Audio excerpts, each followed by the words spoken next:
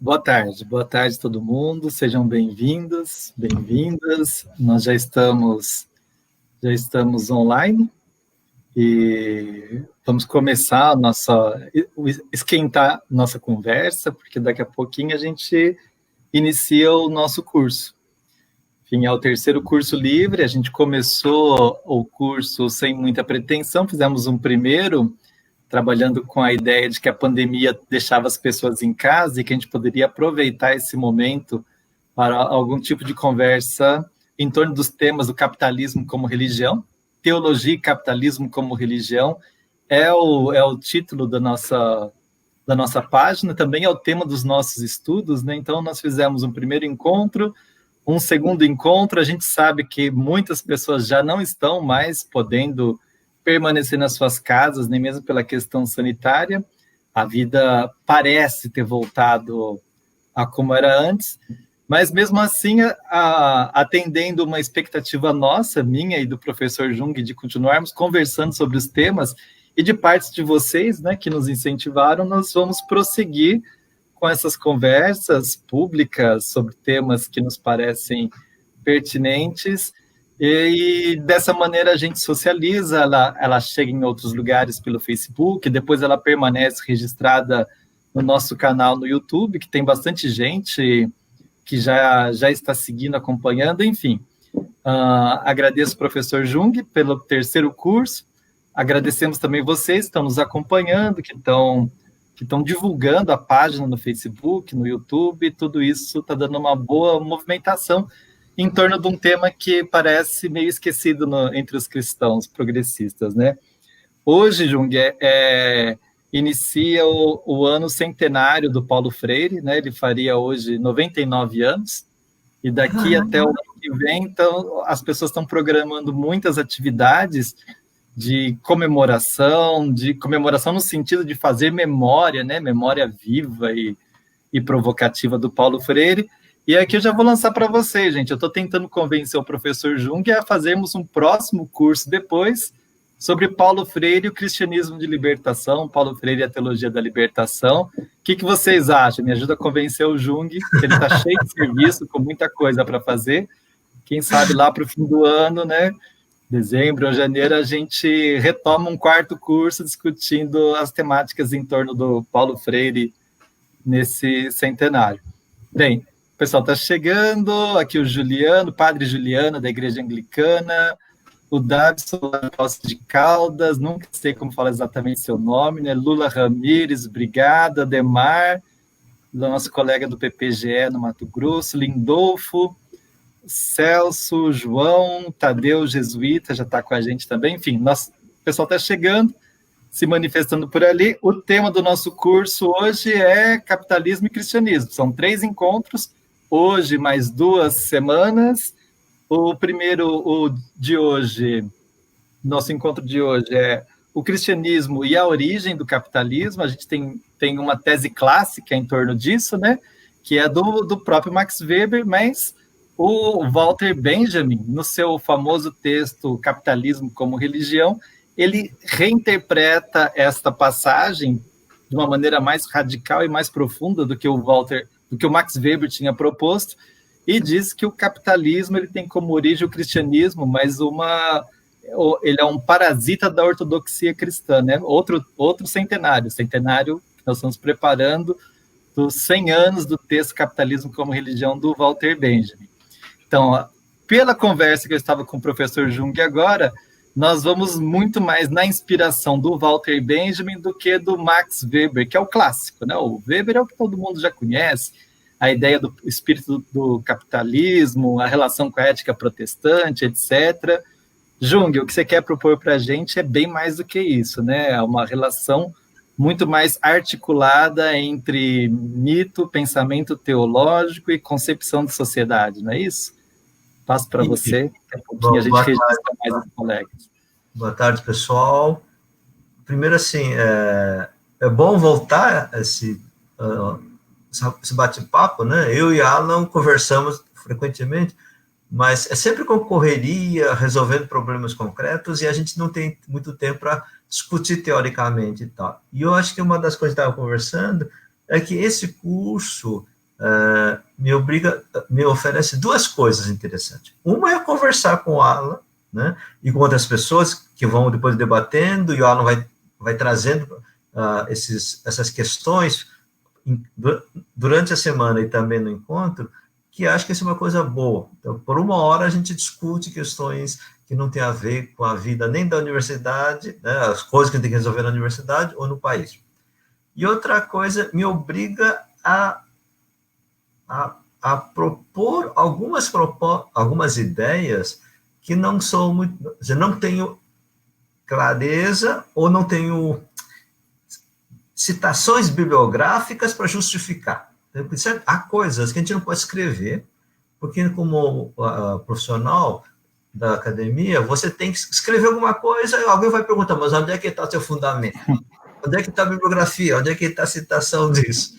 E o fato de estar no curso assim, livre, possibilita a gente conversar livremente. E aí, realmente, eu acho assim, Weber diz uma coisa muito importante, né, que o capitalismo moderno, como ele disse, né, tem uma coisa nova em relação a outros sistemas sociais que produziam sistema econômico rico, né, e quase considerado capitalismo. E que o Weber diz que o capitalismo tem uma coisa nova, que é um espírito que só existe no capitalismo, que é essa coisa de que as pessoas querem ter mais riqueza sem fim, sem utilidade, seja por prazer ou para felicidade. É ter mais riqueza para ter mais riqueza para ter mais riqueza. Isso é uma coisa nova. E eu acho que essa é a grande ideia, né? A grande tese do Weber. E Weber diz assim, que a relação entre a ética protestante, da origem do cristianismo, da relação com o capitalismo, e o espírito do capitalismo, tem uma afinidade elitiva, isso é, tem uma tendência, convergem juntos, mas são coisas diferentes, têm origens diferentes. Né? Benjamin tem outra tese, mas eu tinha estudado essas coisas antes de eu estudar Benjamin, sobre esse tema, porque o texto do Walter Benjamin chega na América Latina depois de 90, né? E eu comecei a discutir isso com Rinckelamer e Dussel. Rinckelamer, Dussel e Assmann, particularmente com Rinckelamer. Né? Porque, logicamente falando, né, se o capitalismo tem algo, o capitalismo moderno tem algo específico, novo, que é o espírito do capitalismo, isso só aconteceu na Europa, começa na Europa, e não aconteceu em nenhuma outra civilização. Qual era a cultura da Europa que gerou as bases para o espírito do capitalismo? Ninguém está dizendo, né, que o capitalismo gera o capitalismo. O cristianismo não gera o capitalismo, mas você não consegue entender a origem do capitalismo sem o contexto, o mundo religioso cristão. E aí essa ideia, qual é a característica nova que nasce do cristianismo? Então, um pouco desse tema que a gente queria trabalhar essa semana, esse encontro, né? E é um tema muito complexo, daí que a gente vai apresentar, né, e dá o que dá, né? Quer dizer, a gente retoma os temas, né? E na medida do possível a gente levanta. Então, acho que... Eu falei isso, viu, gente? Na hora que o Jung falou, vou falar disso, daquilo e aquele outro também. Eu falei, é bastante coisa para muito curto. Mas como a gente tem 3 encontros, os próximos 2, eles esses aspectos, né? Logo que nos permite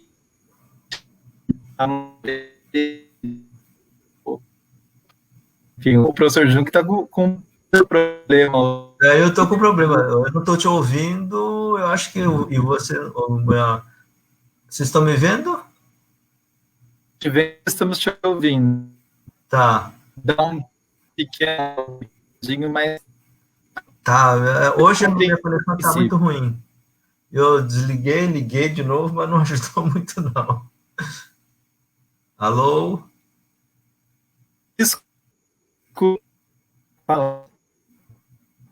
Ou escutar. Tá? Eu estou totalmente sem fim? Sem coisa? Não, a gente te escuta. Ah, tá, mas a minha conexão está muito ruim, né? Acho que a minha também. Pela reclamação dos colegas, aqui Ah, no chat está todo mundo. tá Nós tudo. dois estamos falhando. Talvez é a conexão do esse site que está nos fazendo a conexão, né? Pode ser que nós dois com problema, né? Mas tudo bem. Pode ir, João. O pessoal está dizendo que está te escutando melhor do que a mim. Então, manda ver. Tá. Então, uma novidade. Então, primeiro a gente precisa destacar quais são as novidades do capitalismo moderno, o tal chamado espírito do capitalismo. Então, não somente essa ideia de que nós podemos ter cada vez mais, e aí fazer do ganhar dinheiro a finalidade da vida, para além da felicidade ou do prazer. A pergunta que vem é: o que está criando isso? Né? Não é somente a pessoa agora, antes não gostava de muito dinheiro, agora gasta dinheiro. Né? Sempre se existiram pessoas que querem ganhar muito dinheiro, tem muito poder, os imperadores, etc. Mas que normalmente as pessoas queiram isto. E que o imperador também queira ter isso de uma forma infinita, essa é a novidade. O desejo de ter de modo infinito.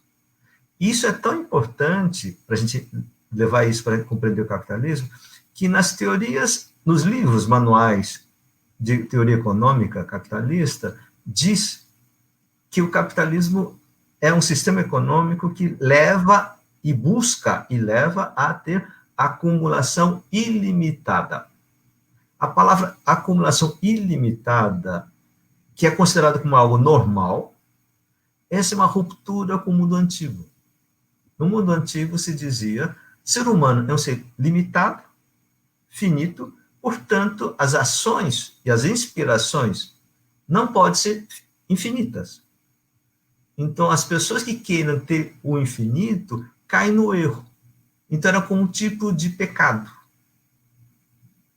Se a gente pegar o critério, o mito do Adão e Eva, uma das características é saber, conhecer como Deus. Como Deus é infinito, querer ser como Deus é romper a diferença entre o finito e o infinito.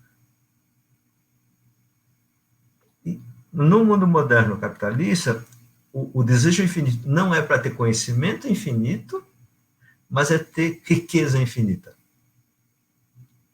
Isto é que nos leva a perguntar, mas por que acontece? E como acontece isso? Alan está me acompanhando? Tá, agora voltou no mais normal. Tá. Então, esta ruptura entre a perspectiva antiga, pré-capitalista, da riqueza ilimitada para ilimitada, essa ruptura, que eu acho que é uma coisa fundamental para a gente entender. E para entender isto, para entender como é que surge essa perspectiva e se torna como algo normal e bom, a gente precisa entender os mitos, e particularmente os mitos cristãos medievais.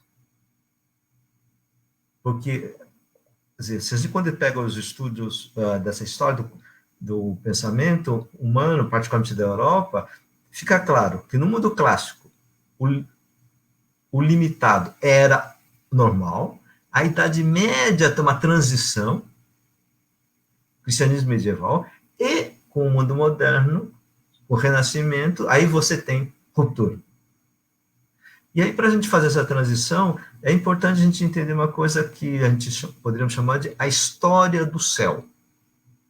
Né? Aí a pessoa pergunta assim, mas existe história do céu? Céu não tem história, porque ser do céu é transcendência fora do tempo. O que nós temos, na verdade, é a nossa imaginação do céu. E a imaginação do céu muda na medida que a cultura vai desenvolvendo, ou mudando. E aí, então, nós temos a história das interpretações ou da ideia do céu. Alan, está querendo falar alguma coisa? Não, é só comentar que, na verdade, a história do céu é a história de como nós, seres humanos, Uhum. em cada momento na nossa cultura, imaginamos como ele deva ser, como o céu deve ser. Uhum. Bem, esse tem um texto muito importante, que é ao qual você está fazendo referência, Uhum. do Rinkelammer, que está no A Idolatria do Mercado, não é? Como um dos capítulos do Idolatria do Mercado. Uhum. Então, e uma coisa importante é o seguinte, né? Quer dizer, e por que isso é importante? Estudar ou discutir o mito do céu. Porque seres humanos, seja individual, seja grupo social, só pode pensar sobre si próprio usando certos mitos. Né? Por exemplo, quando o marxismo diz nós somos, vamos dizer, o que leva a história a caminhar para o reino da liberdade, ele está pensando a história, e dentro da história está pensando sobre qual é o papel deles no movimento, na história, e aí essa reflexão está onde? Numa visão mítica, de que existe a história, que nós podemos saber essa história, nós sabemos qual é o caminho. Seja com discurso filosófico, científico ou explicitamente mítico. Isso é filosofia. Não, mas se você olhar, a estrutura filosófica que justifica isso tem uma estrutura mítica. Então, daí nós vamos falar do mito de uma forma mais abstrata, né? Não de um mito específico, mas essa estrutura de pensar. Então, o que a gente percebe? Que, como é que a Idade Média pensava sobre sua sociedade e si próprio?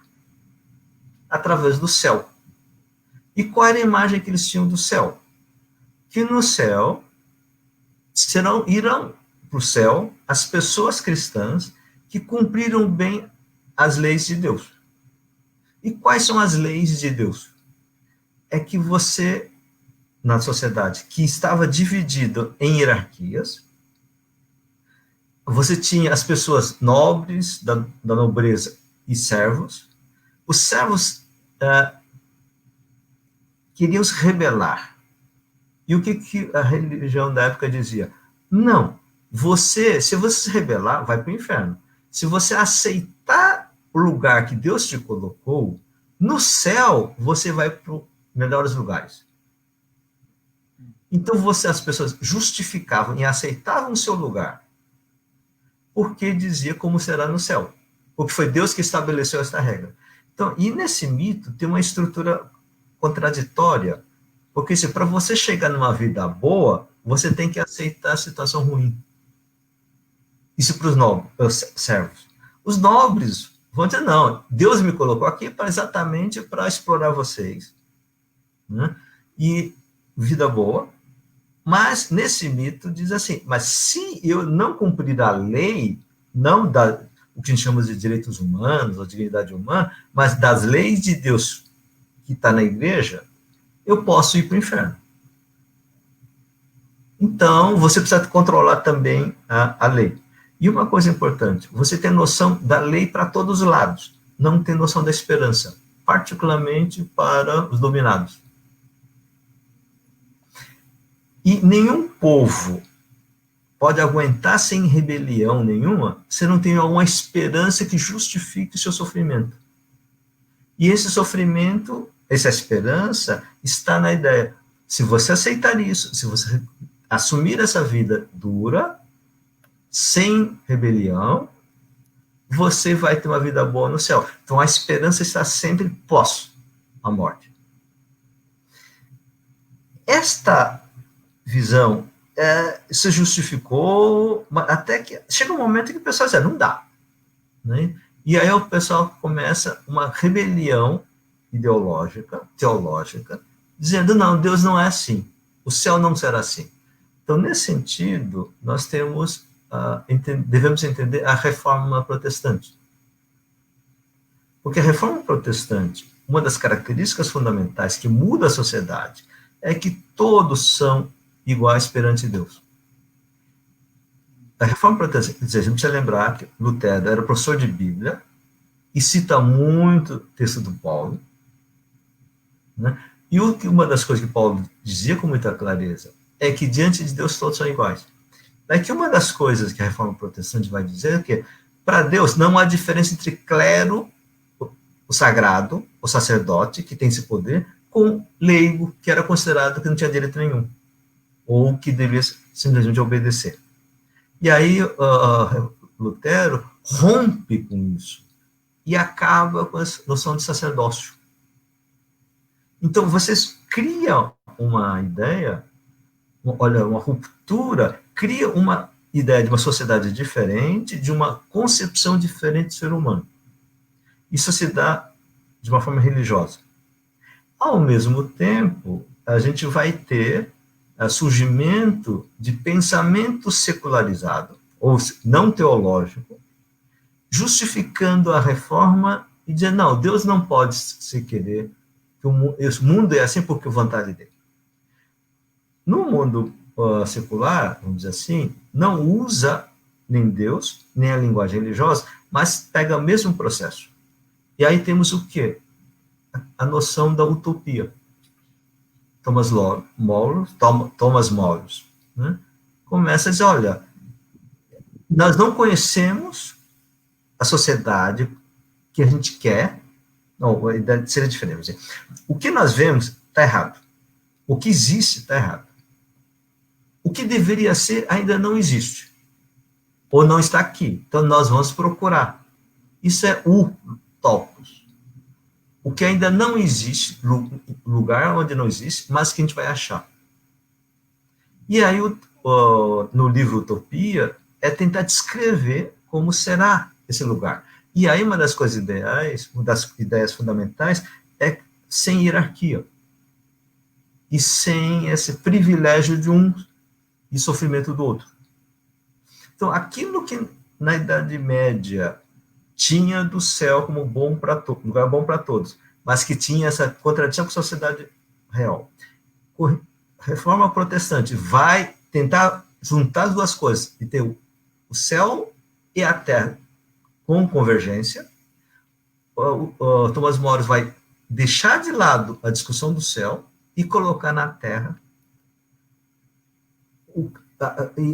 na verdade, sim, expressar essa rebelião, essa indignação, nós também temos direitos, ou temos dignidade, ou temos direito a uma vida melhor. Quando esse processo histórico vai se espalhando, e as pessoas vão procurando, e literalmente existem, eu vi esses mapas, onde estariam esses lugares. Né? Aí não se usava muito o mito do Adão e Eva, Jardim do Éden, para dizer onde é que está aquele lugar que Deus fez. Quando vai pesquisando, procurando, e aí uma das coisas importantes, né, da navegação e de chegar a terras novas, Américas, era, será que está nem desses lugares? E quando descobre que não existe lugar nenhum, porque chegou em todos os lugares, e todos os lugares são muito parecidos em termos de sofrimento, injustiça, eles pensam, não, nós não existe, mas podemos existir depois. Você sai da utopia para a ucronia. Muda o tempo. A questão central não é lugar, espaço, mas no tempo. No nosso tempo ainda nós não temos, mas no futuro teremos. E aí surge uma coisa importante, né? O que nos leva a esta frase, o caminho? Se estamos aqui e estamos no futuro, queremos chegar num futuro diferente, qual é o caminho para chegar a isso? Aí, simplesmente caminhar a pé não dá. O fato de você ter um navio não resolve o problema, porque você é uma questão do tempo. E aí uma coisa importante, né? Que é a noção da ação. O que é que nós podemos fazer para chegar lá? Ou, na Idade Média, já também tinha essa discussão, que era, o Deus veio ao mundo, havia na Idade Média, retomava uma discussão do Antigo Testamento, que é, no Jerusalém Celeste, vai descer do céu e vai chegar na terra. Se esperava que o Messias era aquele que traria a volta, a chegada de Jerusalém. E o pessoal diz, isso é Jesus. Só que Jesus não trouxe, não mudou essa realidade. Só que na Idade Média continua acreditando, não, Jesus é o Messias e mantém a mesma expectativa de que vai descer Jerusalém Celeste.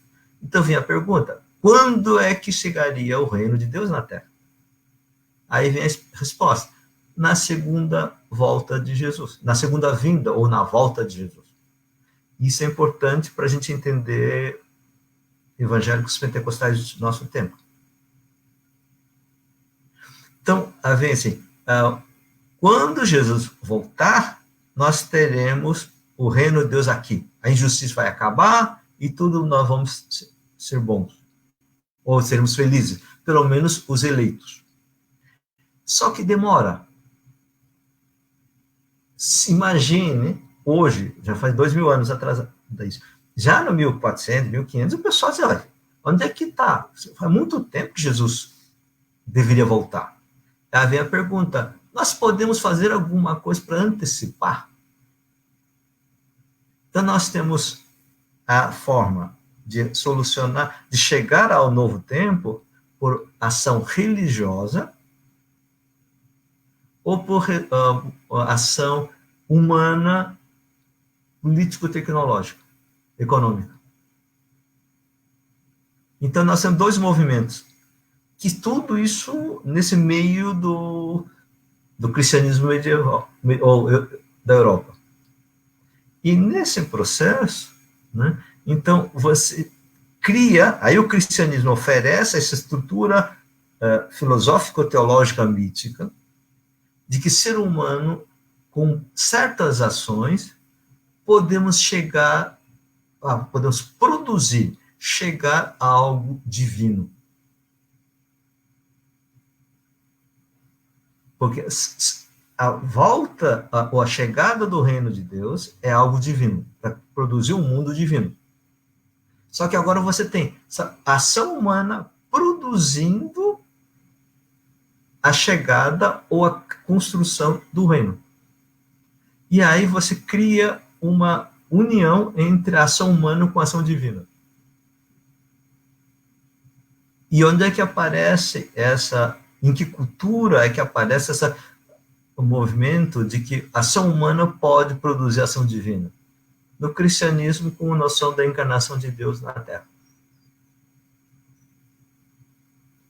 Então, eu estou introduzindo um monte de coisa, até que o Alan estava comentando, pô, Jung, você vai falar de um monte de assunto. Mas é que não tem jeito. É o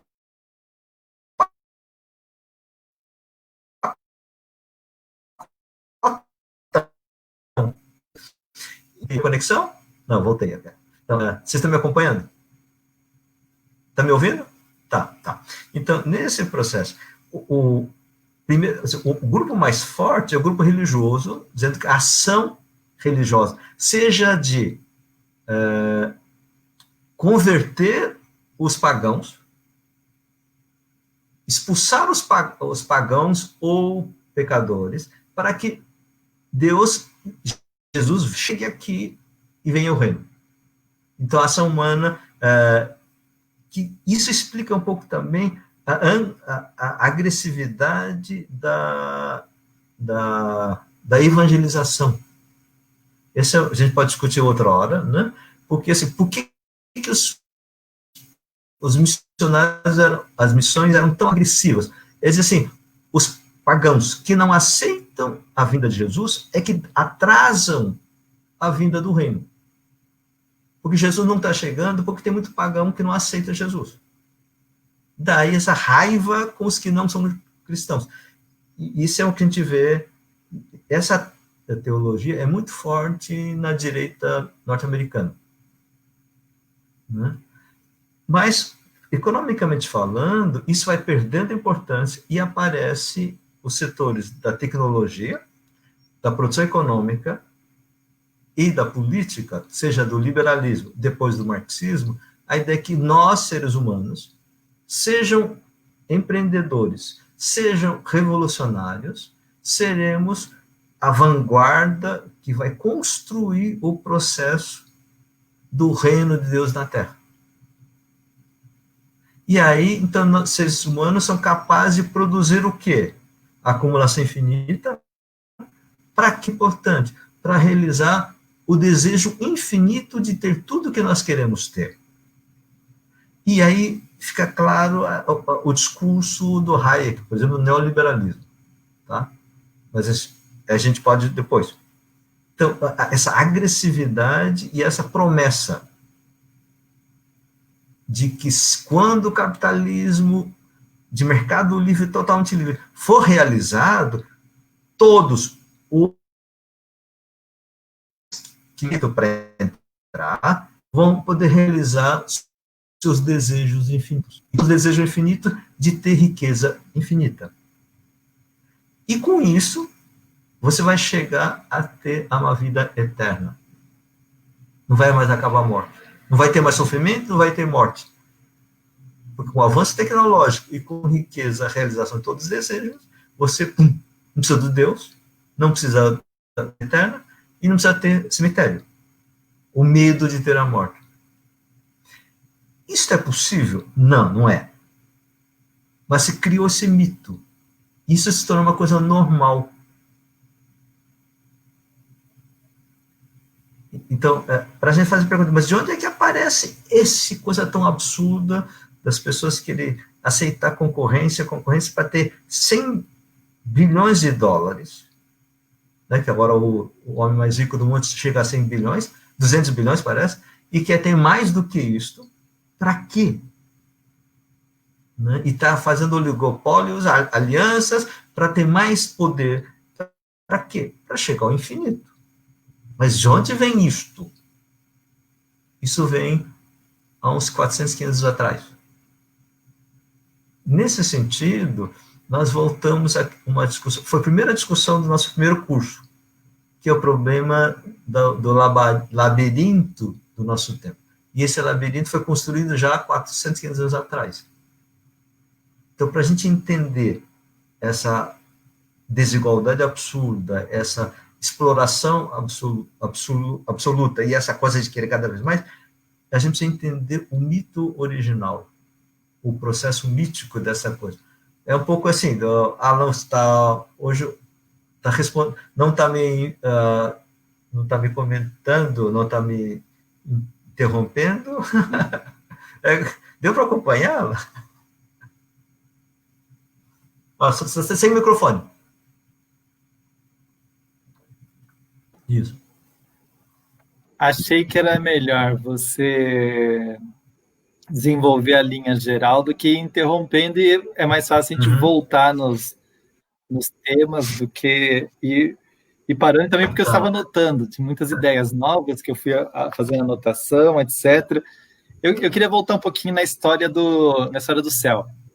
Então, a gente tem o céu como uma maneira de compreender e interpretar a própria organização da sociedade. A gente tem no céu medieval um céu tão hierárquico quanto é a vida medieval, com seus súditos e vassalos, suas hierarquias de anjos e santos, assim como funcionava na própria Idade Média. E, bem, e não só hierárquico, como rígido, cada um com o seu lugar. De certa maneira, o céu moderno, ele é um céu de igualdade, ele é um céu abstrato, mas ele tem uma dose de igualdade radicalmente maior. Então, de certo modo, se a gente olhar o céu moderno, ele é uma crítica do céu medieval. A gente pode dizer que ele faz uma crítica dessa sociedade onde as pessoas são... E qual é o problema do mito do céu moderno? É que ao colocar que todos são iguais e são de alma, isso é uma coisa importante, não é ser humano com corpo e alma, mas só alma, criou um problema. Não tem graça nenhuma. Daí que quando você perguntava assim, eu lembro, quando eu comecei a discutir essas coisas, eu comecei a perceber isso e comecei a discutir com isso. Então, eu, conversando com catequistas, ou pessoal de igreja católica, protestante, assim, quando você diz para a pessoa entrar, ser da igreja, entrar a ser cristão, por que é bom? Porque é bom para o céu. E o que é bom ser no céu? Porque você está com Deus. E o que é bom estar com Deus? Não sabe o que descrever. Porque alma pura não tem nada. Aí tu dizia que, mas você não, é importante entrar na igreja para não entrar no inferno. Aí quando você pergunta o que tem no inferno, você tem uma descrição. Você vai sofrer, o diabinho vai te espetar com lá o garfinho, vai ter o fogo. Aí você tem a imagem do corpo. Porque todo sofrimento e o prazer são coisas sensíveis, corpo. Não, seu amor é espiritual. Não, amor que você não sente do lado, passando a mão, você sente falta. Então na verdade, o corpo vai para o inferno, porque para você sofrer no inferno tem que estar com o corpo. Mas se você for para o céu, vai só a sua alma, e aí não tem muita graça do que fazer por lá. Essa é uma das coisas, porque assim, quem não se libertou do corpo, vai para o inferno. Quem se libertou do céu, do corpo, vai para o céu.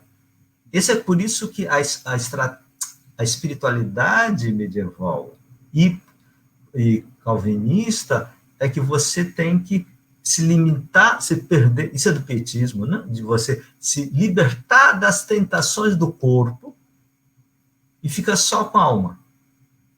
E aí, quem se libertar diz, vai para o céu. Ótimo. Aí, quando você chega no céu, você só tem alma.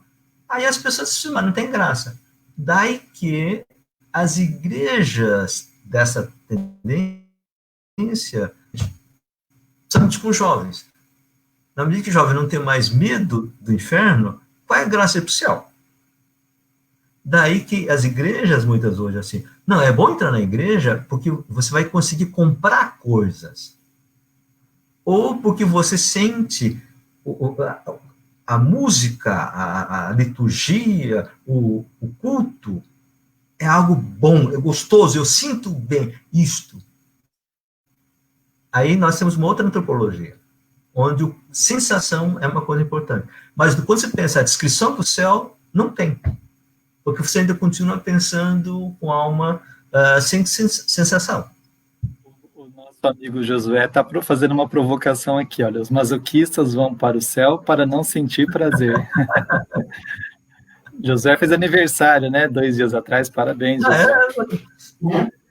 O Facebook conta tudo pra gente. Quando tá lá, a gente fica sabendo. Eu só uso... gente, tem gente que pede para mandar com uma... Eu não sei, você está no amigo lá no... Eu só tenho uma página, e só tenho um amigo, é para poder administrar a página do capitalismo como religião, tá? Não é porque eu não gosto de a pessoa que pediu amizade. Eu não sei lidar com... Não lido com Facebook. Ô, Jung, ainda nesse negócio do céu, bem, e o texto do Rinkelammer é sobre essa passagem do céu medieval para o céu moderno, burguês, abstrato, etc., né? A gente poderia pensar que a gente já tem uma mudança no período neoliberal, ou sei lá em qual período, uma mudança que o céu pode ser tanto esse que você indica, um céu do êxtase, da experiência, ou o céu do mergulhado no espírito cheio de sensações, e também a gente já tem uma outra ideia que começa a aparecer em Hollywood, que é a ideia de o céu das mercadorias, né? Justamente esse céu onde você tem acesso a tudo aquilo que você deseja.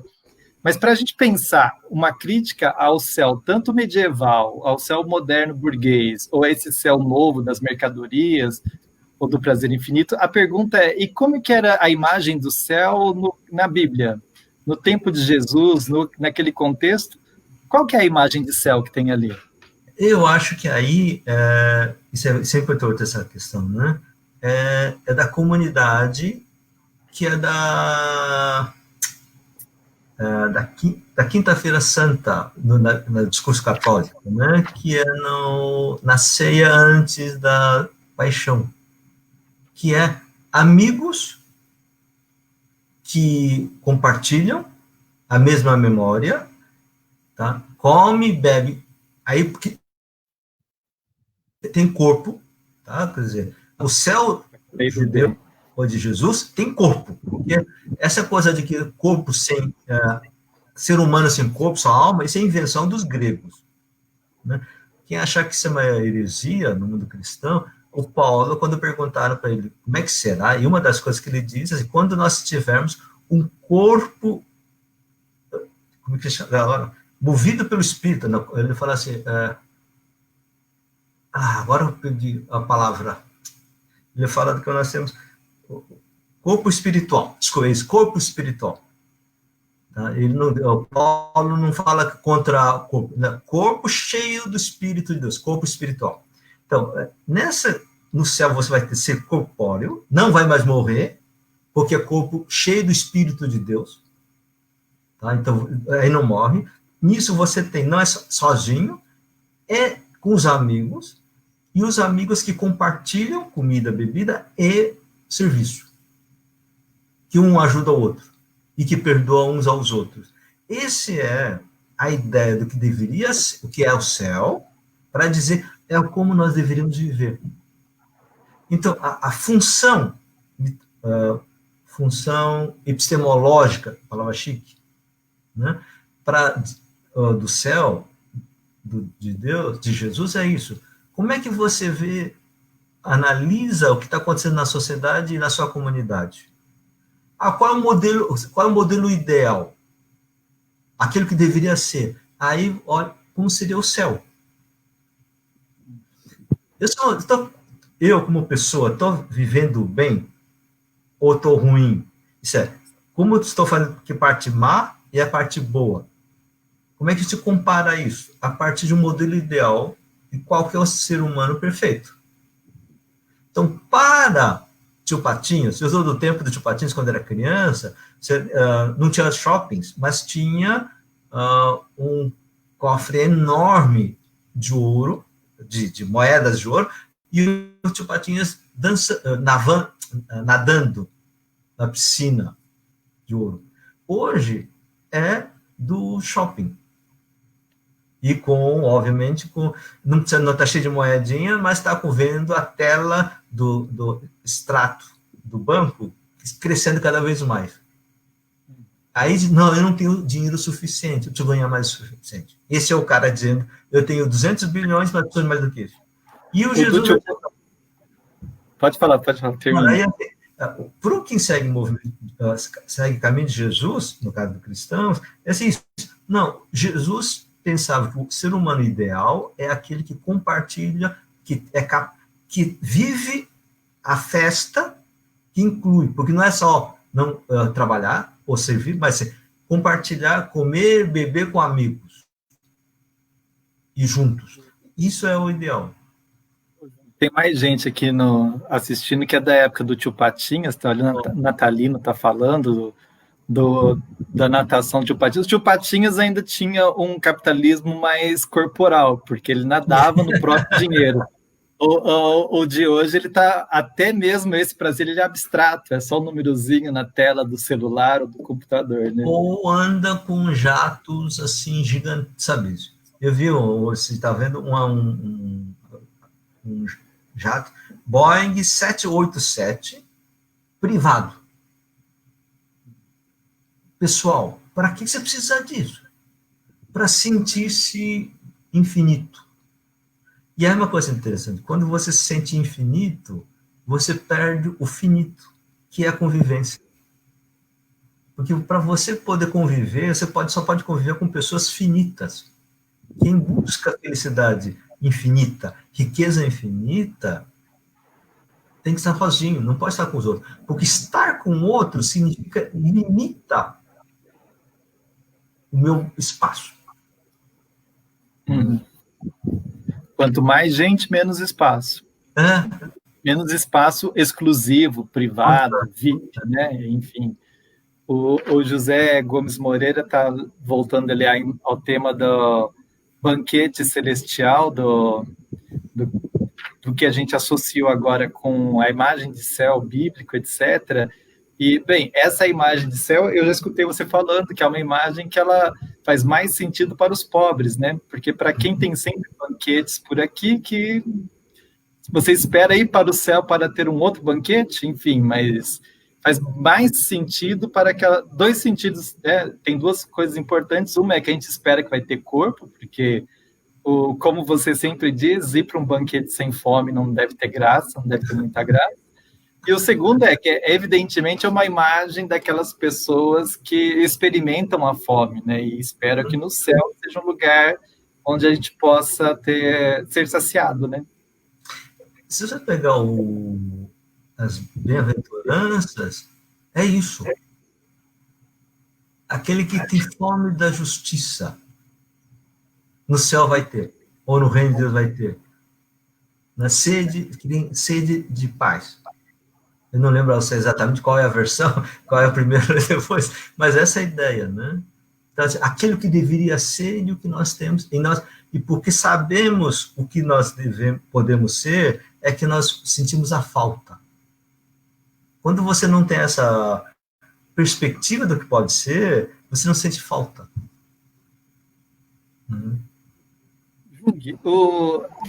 Você falou um negócio muito interessante hoje, que é essa questão de que quando a gente entra no mundo moderno, a gente vai procurar essa sociedade perfeita em outro lugar, né? No utópicos.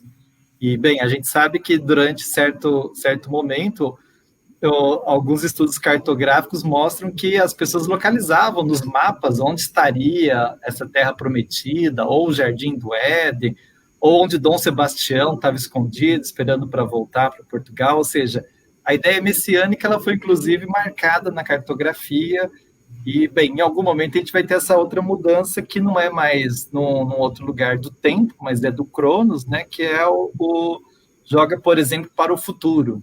E isso tem muita força a ideia de progresso, que é uma ideia moderna, tanto presente no mundo capitalista como no mundo socialista. A ideia de que progredindo, avançando ao futuro, a gente chega nesse lugar, enfim, que você disse que tem esse pressuposto teológico por passos finitos, o humano chega na plenitude do divino, né?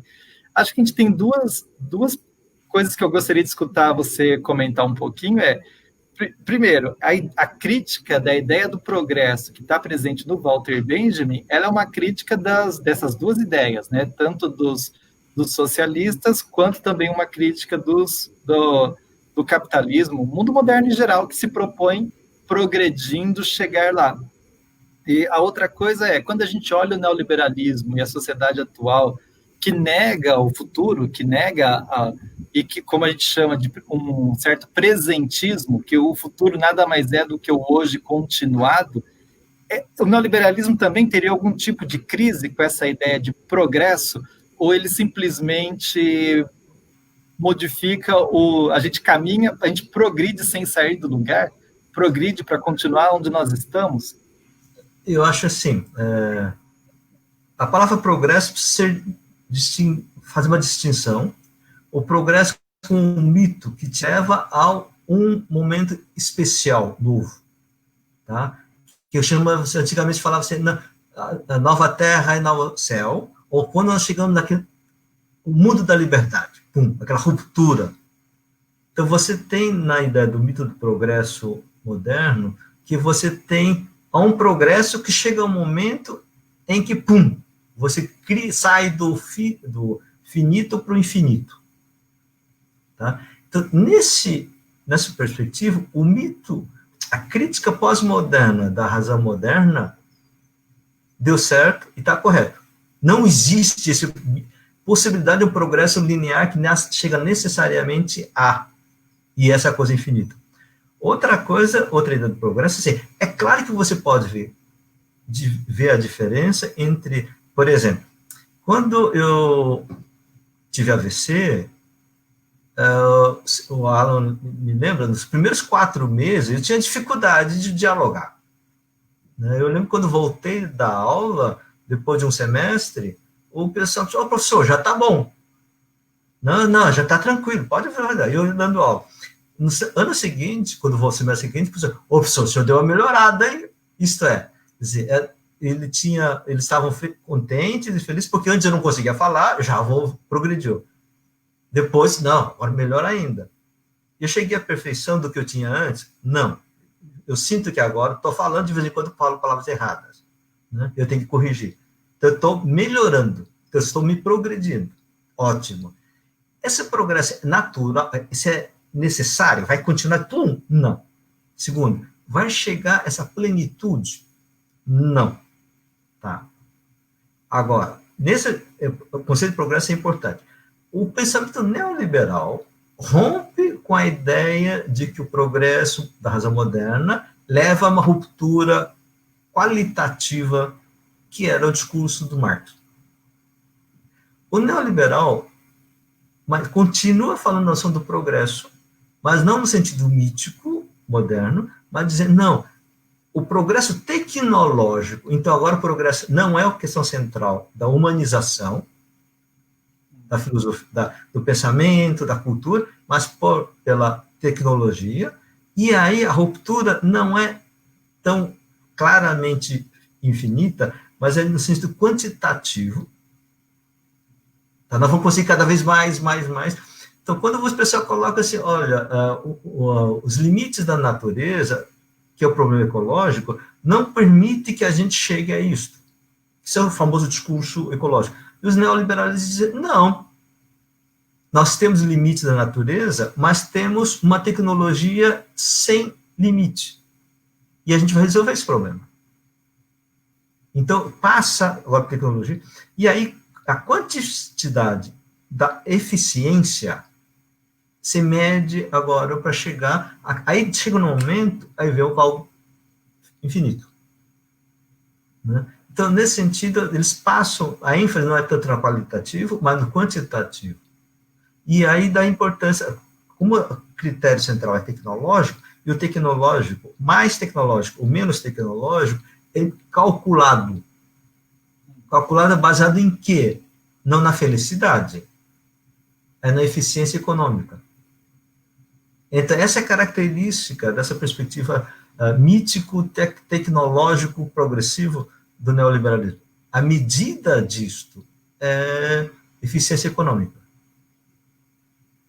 Eu acabei dando aula essa semana, no curso de estou dando Teologia e Economia aqui no mestrado, da Metodista, e eu vou continuar retomando isso na semana que vem, que é a discussão sobre cálculo de vidas humanas necessários na sociedade, e como Hayek, ele discute essa questão.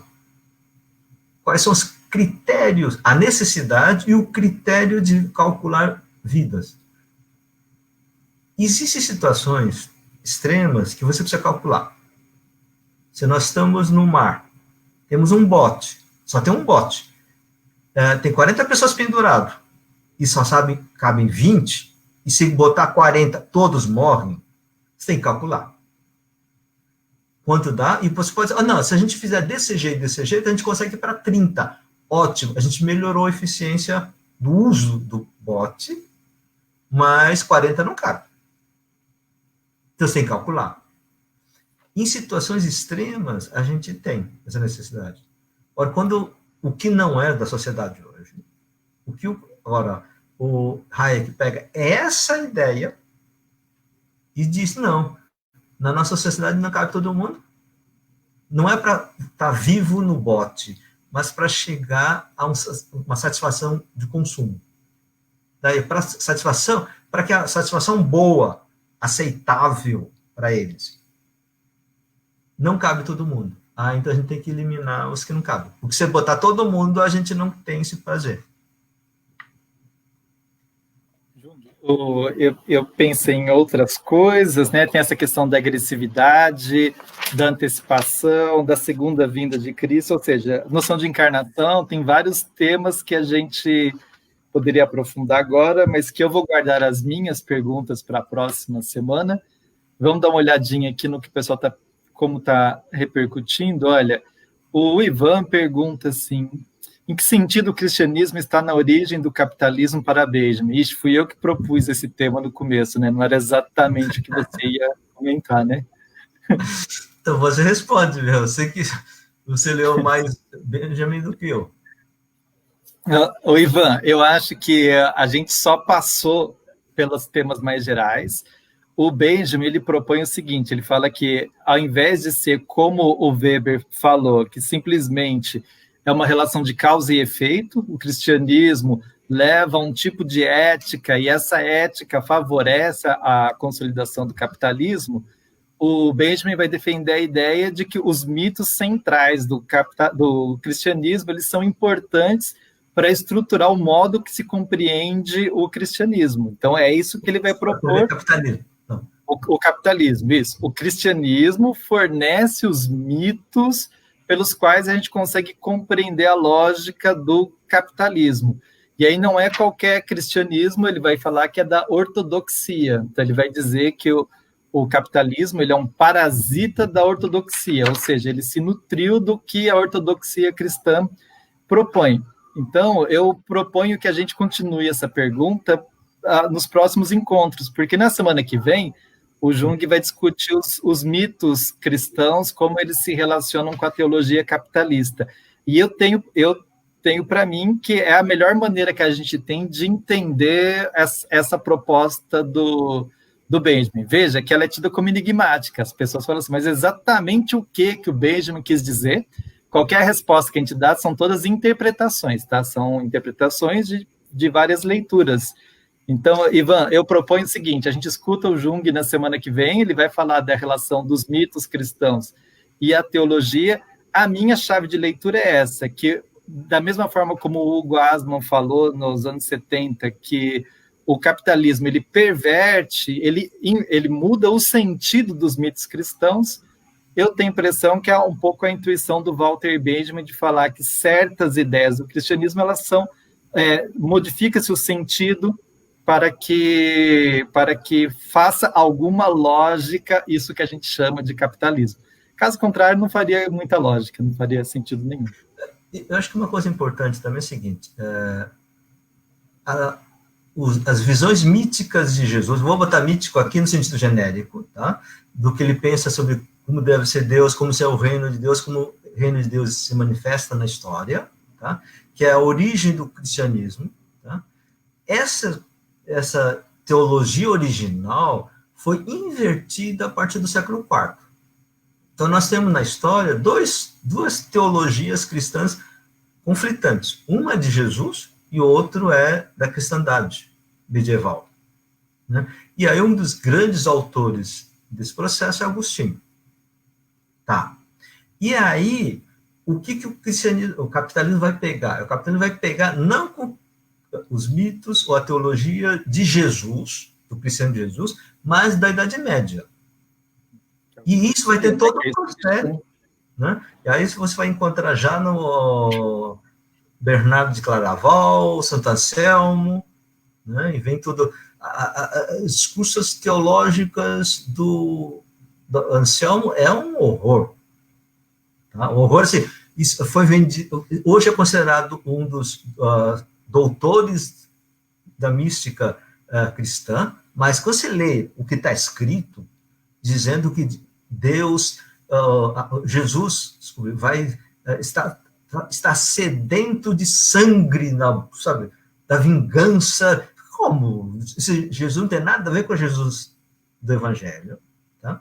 Então, e aí isto vai levar, com a articulação dessas mudanças tecnológicas, esses avanços econômicos, etc., um salto qualitativo, onde se estrutura, aparece o que a gente chama hoje de estrutura mítica do capitalismo. O que a Alan chama de teologia do capitalismo. Tá? Então, ou nós chamamos de estrutura mítica do capitalismo ou teologia do capitalismo. Né? E aí, então, nós são fases diferentes. Por isso que a gente não diz capitalismo nasceu do cristianismo. Não. A gente estava dizendo assim, origem, o cristianismo tem um papel importante na origem do capitalismo. Mas só com o cristianismo não chegaria. Um dos aspectos é o que você apresenta hoje, que eu acho que a gente pode continuar conversando semana que vem, que é a ideia da agressividade do mundo moderno frente às utopias em nome de uma utopia que tem profunda relação com a ideia como fazer para antecipar a volta de Cristo, e alguns, bem, a gente crucifica quem crucificou, a gente persegue quem perseguiu, e é a passagem de um cristianismo primitivo que era contra o sacrifício, que era não sacrificial, para um cristianismo que se torna antissacrificial e sacrifica os sacrificadores, né? E aí você tem já uma grande potência da agressividade que, por exemplo, o Hinkelammer aponta em parte da filosofia política contemporânea, de hoje em dia, né, de muita agressividade. Acho que teve até alguma pergunta aqui, que foi a do Bruno. O Bruno, a pergunta é grande, acho que ela não cabe na tela toda. Ah, cabe. Tampa a gente, mas cabe. O Bruno faz a pergunta, Jung, olha, os livros de aventura juvenil, filmes e séries que fizeram mais sucesso entre o público adolescente e jovem na última década, não é a que a gente é jovem, tá, Jung? Incluindo o final de uma saga de heróis, tratam de um mundo pós-apocalíptico, situações extremamente críticas em que poucos sobrevivem em circunstâncias limite. Seria indício de uma produção cultural que abandona a ideia ou procura tornar aceitável a impossibilidade de qualquer céu ou mundo melhor? Bem, eu vou comentar um pouquinho e passo para o Jung para ver o que ele diz, mas eu tenho a impressão seguinte, Bruno, que eu não vou dizer exatamente dessa que você pergunta, não sei nem qual é, mas a gente poderia pensar que essa imagem de mundo pós-apocalíptico, como mundo destruído, ela é muito presente em Hollywood e na indústria cultural que nós temos hoje. Então, ela tem algum significado, ela tem a sua importância. Eu tenho a impressão que a gente pode fazer dois tipos de leituras, mas a leitura que me parece bastante possível é da justificação dessa agressividade que é associada ao Apocalipse, que tem a ver com a ideia do milênio, o que fazer para que o reino de Deus, a Nova Jerusalém, seja implementada, e que o Hinkelammer diz que uma chave de leitura para pensar a política de agressividade hoje é justamente a passagem do Apocalipse que fala que você dobra a violência, né? Ao invés da lei de Talião, olho por olho, dente por dente, ao invés da de Jesus, que é quem te deu um tapa, você oferece a outra face, que negaria a lei de Talião, no Apocalipse propõe você dobra, né? Para quem te arranca um olho, você arranca os dois. E aí a violência excessiva como estratégia, como possibilidade de antecipar a volta do reino de Deus, por exemplo. Essa é uma das chaves de leitura. A outra chave de leitura tem a ver com essa ideia. Se é impossível a construção do mundo, então o mundo pós-apocalíptico é o quê? É o progresso do caos, né? A destruição como meta. O que você acha, Jung? Eu acho assim, a gente está chegando ao fim, eu diria o seguinte, no próximo encontro, a gente tem que discutir essa questão central, que é o tema do por que o Trump e o Bolsonaro têm prestígio, têm votos, publicidade, como é que é a palavra? Popularidade. Hã? Popularidade? Popularidade, isso. Obrigado. Essa popularidade, todo mundo diz, são doidos, estão fazendo bobagem, estão fazendo errado, vai contra a lei. E 45% da população diz, não importa o que vocês fizerem, falarem, eu apoio eles. Isto não é meramente loucura. Isso tem uma lógica.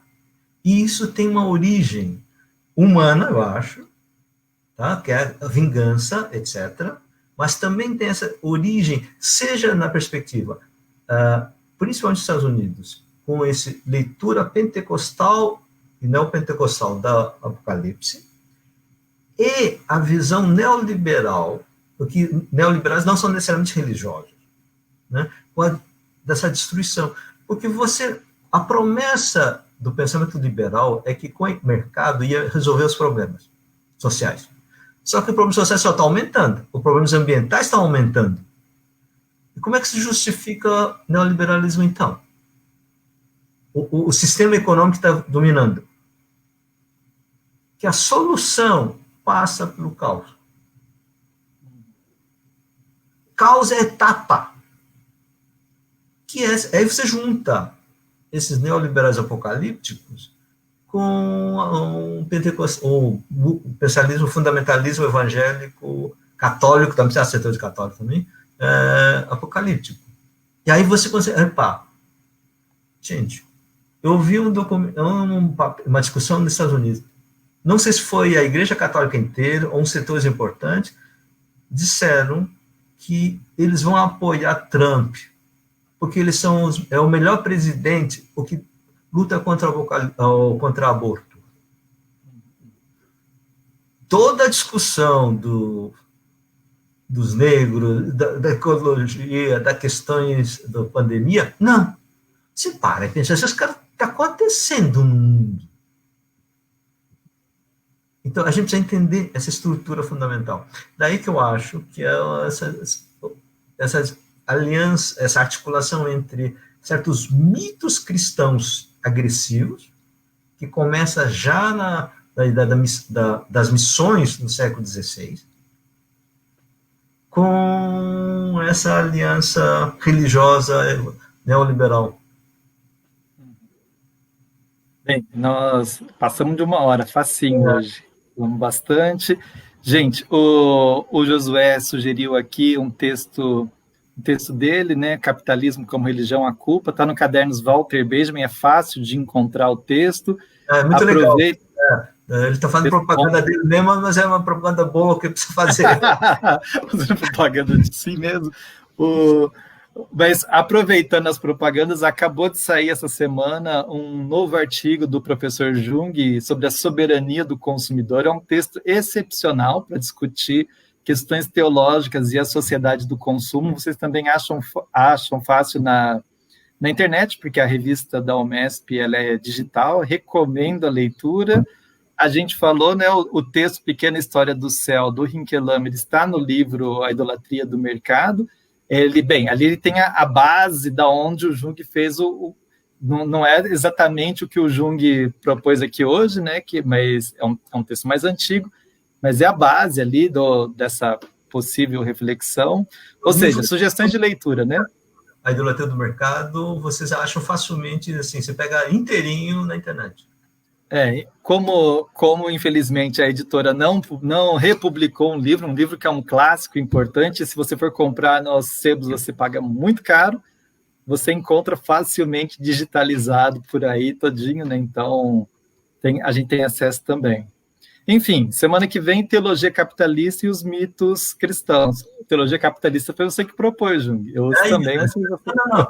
Vai dizer, Teologia Capitalista ou também estrutura mística. Porque aí o pessoal vai entender o que é da estrutura mística. Bem, a gente está acabando, né? O pessoal mais comentou do que perguntou hoje. Gente, os amigos de vários lugares, Estados Unidos, o Luciano falou boa noite, porque está lá em Portugal, né? A Cristina hoje está na Ilha Bela, o povo está passeando também, Jung. Eu vi aqui o Luizinho Cardoso, Luiz, metodista, participando com a gente. Sejam bem-vindos, a Nilda, do CESEP. Gente nova, que eu não tinha visto em outros encontros, que está acompanhando a gente hoje. Enfim, a gente para por aqui? O que você diz aí? Já? Semana que a gente volta. Tá já, gente. Grande abraço para todo mundo. Prazer em vê-los. Semana que vem nós estamos por aqui. A gente conta com a divulgação de vocês e com a presença de vocês, né? Para a gente continuar e aprofundar os temas de hoje. Um abraço. Tchau, tchau.